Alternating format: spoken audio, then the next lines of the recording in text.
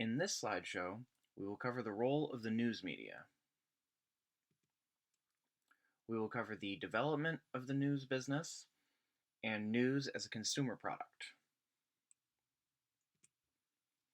A good example of how the news media operates is the coverage of a West Virginia mine explosion that left 13 miners trapped. Initial reports were that 12 miners were found alive, but in reality, 12 of the 13 were dead. Newspaper reporting on the explosion had to try to stop delivery trucks to fix their headlines, and for some it was too late. The demand-driven nature of 24-hour news networks and the constant pressures to deliver news as fast as possible has consequences. There are pressures that come with investigating a story live on TV with the entire world watching. The competition leads major news networks to provide on-the-spot coverage. They want to be the first to report, and sometimes the urgency to report faster than the competition leads them to getting key information wrong.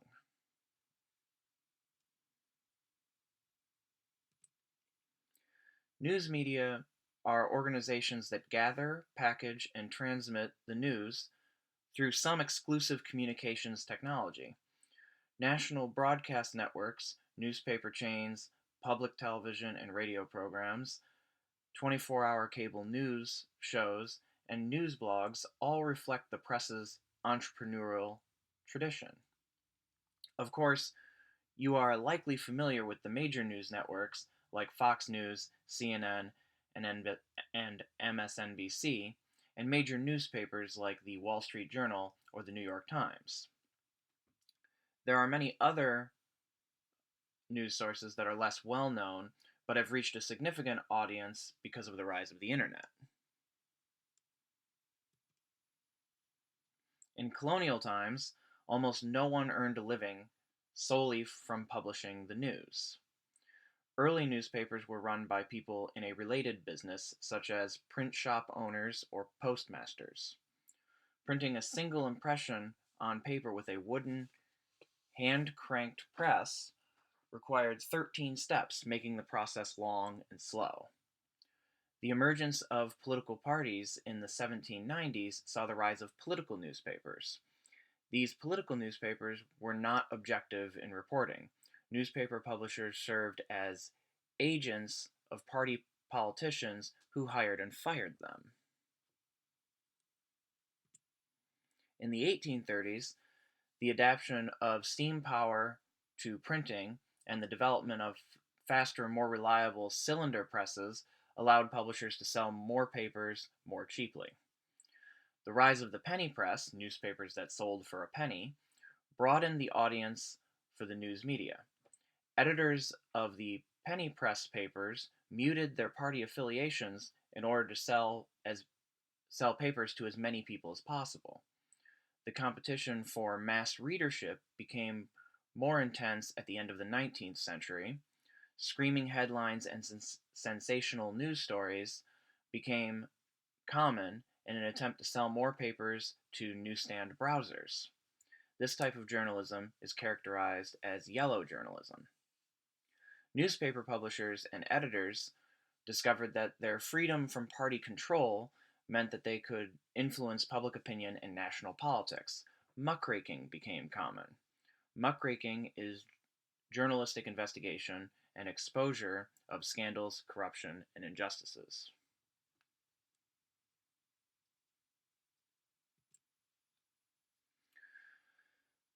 The first radio station was launched in 1920. By 1930, just over 40% of households owned radios. By 1940, most respondents to a Fortune magazine survey said that they got their news mainly from the radio. FDR delivered fireside chats by radio to keep Americans updated on World War II. FDR effectively used the radio to communicate with Americans the way that presidents since the rise of television have used television appearances.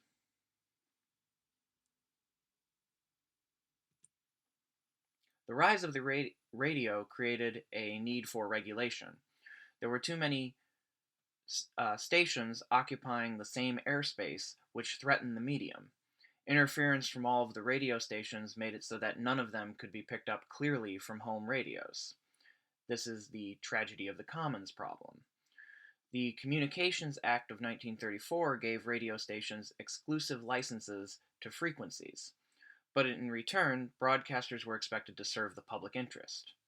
The Federal Communications Commission was in charge of determining what the public interest means in the context of radio broadcasts.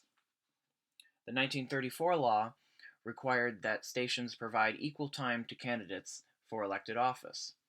This was related to the Fairness Doctrine, where stations were required to devote a share of their airtime to public affairs programming, and they had to do so in a way that was balanced and equitable. The Fairness Doctrine was dismantled in 1987 because, in theory, it caused stations to shy away from political programming and fear that they would be told they violated the doctrine.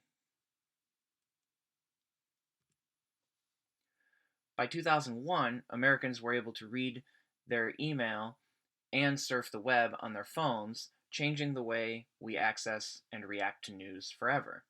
Many Americans even get their news from places like Twitter or Facebook, where journalists tweet out stories or friends share them on Facebook walls.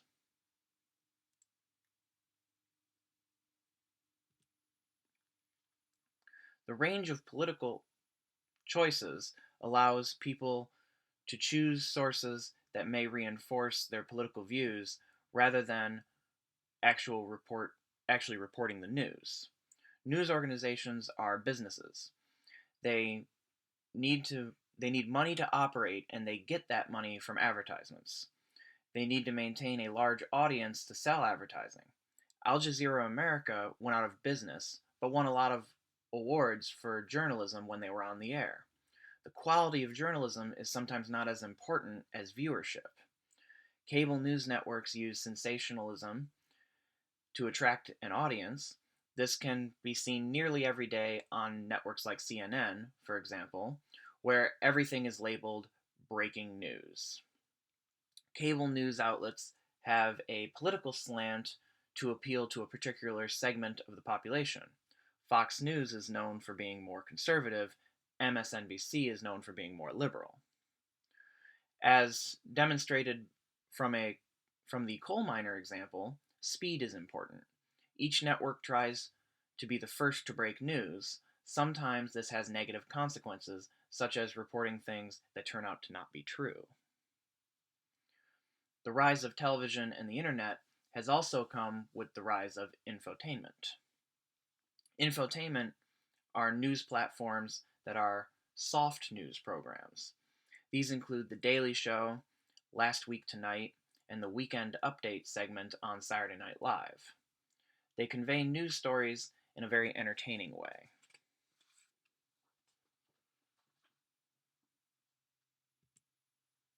Figure 14-2 shows the rise and fall of media environments.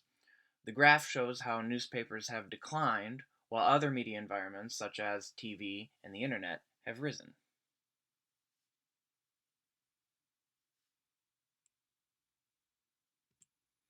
This concludes our presentation on the news media.